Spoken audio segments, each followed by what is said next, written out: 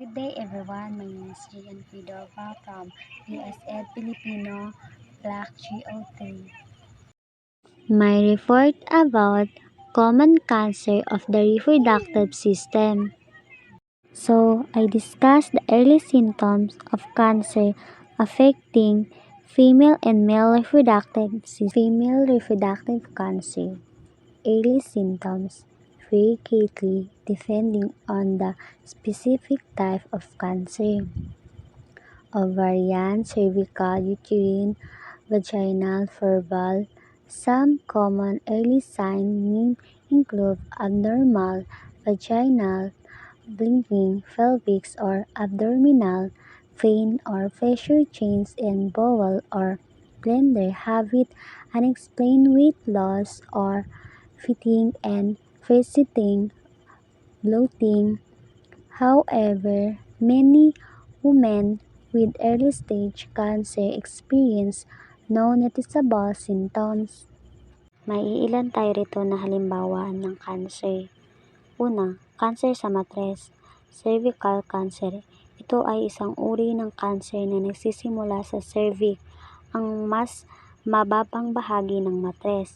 Pangalawa, cancer sa ovarian. Ito ay isang uri ng cancer na nagsisimula sa mga ovarian, ang mga organo na gumagawa ng mga itlog.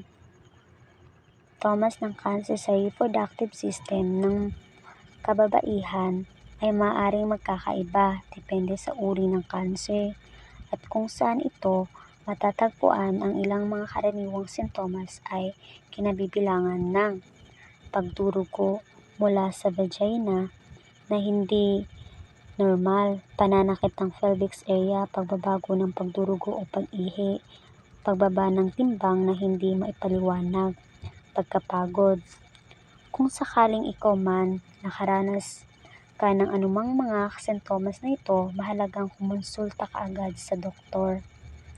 Ang maagang pagkonsulta at paggamot ay mahalaga para sa paggamot ng kanser sa reproductive system ng babae.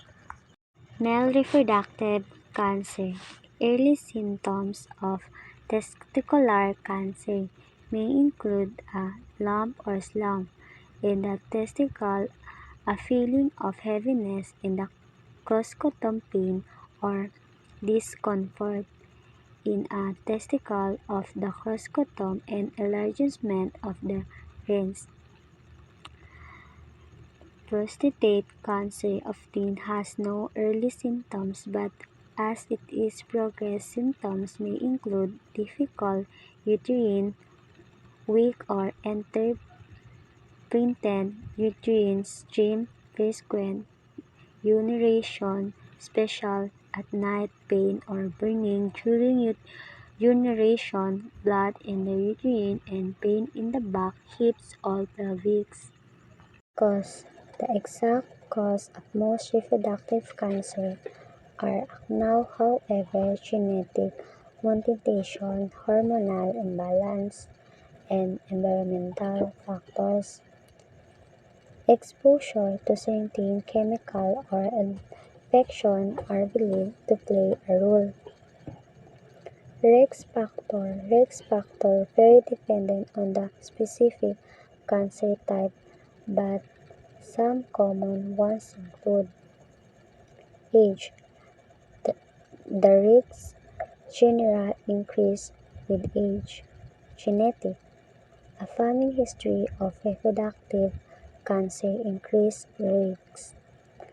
Lifestyle, smoking, obsessing, and loss of physical activity are associated with increasing risks for some cancer.